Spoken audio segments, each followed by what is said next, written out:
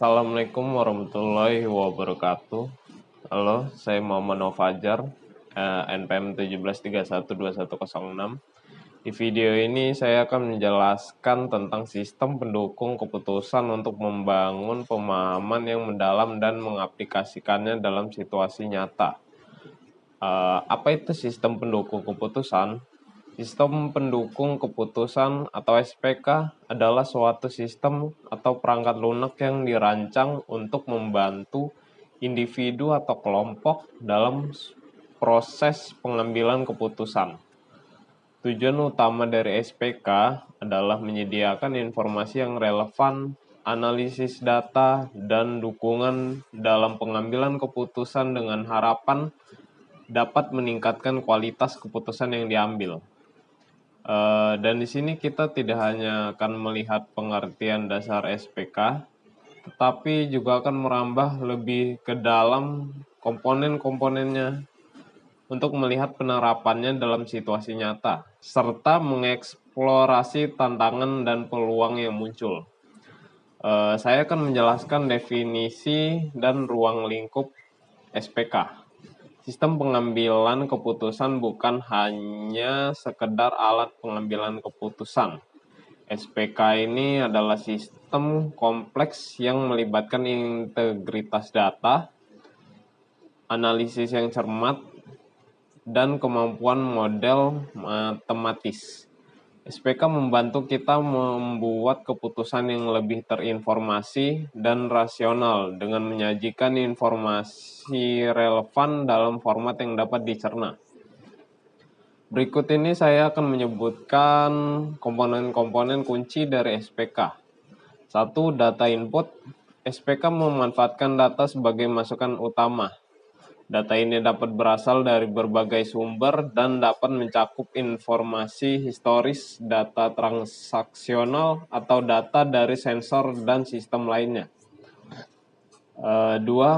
Model analisis. SPK menggunakan model matematis atau statistik untuk menganalisis data. Model-model ini dapat mencakup berbagai teknik seperti regresi, klasifikasi, clustering, atau bahkan kecerdasan buatan untuk membuat prediksi atau rekomendasi. 3. Antarmuka pengguna.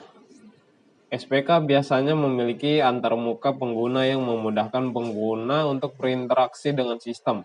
Antarmuka ini dapat berupa dashboard, laporan, dan alat visualisasi data lainnya. Tantangan dan etika dalam implementasi SPK. Tantangannya, tidak ada teknologi yang sempurna.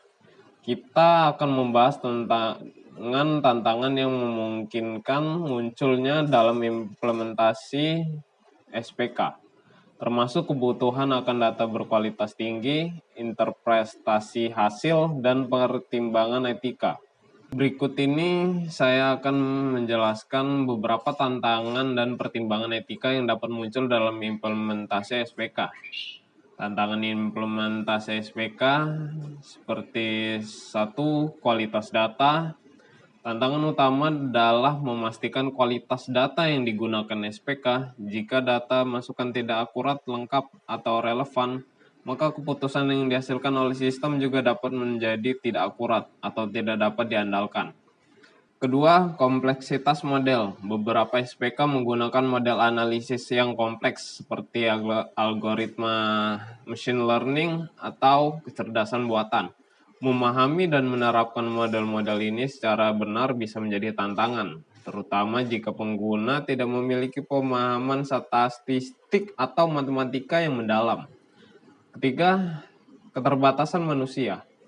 Penggunaan SPK tidak selalu menggantikan peran manusia. Tantangan muncul ketika pengguna tidak sepenuhnya memahami bagaimana menggunakan atau menginterpretasikan output yang diberikan oleh sistem.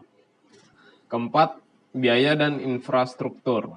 Implementasi SPK membutuhkan investasi finansial yang signifikan, terutama dalam hal infrastruktur, teknologi, dan pelatihan sumber daya manusia. Ini bisa menjadi tantangan terutama bagi organisasi dengan anggaran terbatas. Etika dalam implementasi SPK. Satu, ketidaksetaraan dan bias. Model-model SPK dapat menciptakan atau memperluas bias jika data yang digunakan untuk melatihnya memiliki bias. Ini dapat mengakibatkan keputusan yang tidak adil atau diskriminatif terhadap kelompok tertentu. Kedua, transparansi. Beberapa model SPK, terutama yang kompleks seperti machine learning, dapat sulit diinterpretasikan oleh manusia. Ketidaktransparan ini dapat menjadi masalah dalam menjelaskan keputusan kepada pihak yang terpengaruh oleh keputusan tersebut. Ketiga, privasi keamanan. Pengguna data pribadi dalam SPK menimbulkan pertanyaan etika tentang privasi. Penting untuk memastikan bahwa data yang digunakan dan dihasilkan oleh sistem diolah dengan cara yang aman dan sesuai dengan regulasi privasi yang berlaku. 4.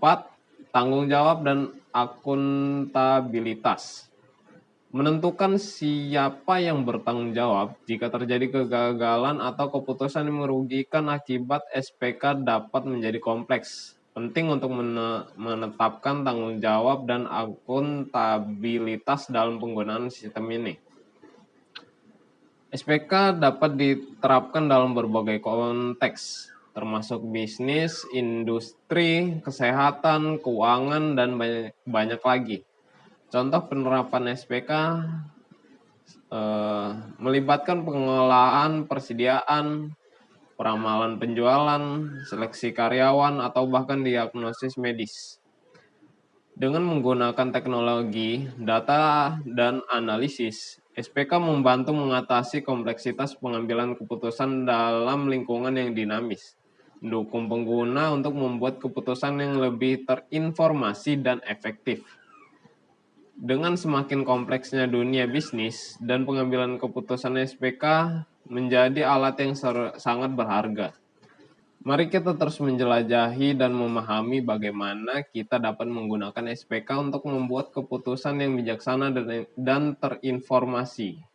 Jadi begitulah kesimpulan saya tentang materi sistem pendukung keputusan atau SPK yang bisa saya sampaikan. Jika ada kesalahan dalam omongan dan materi saya mohon maaf. Sekian dari saya, terima kasih.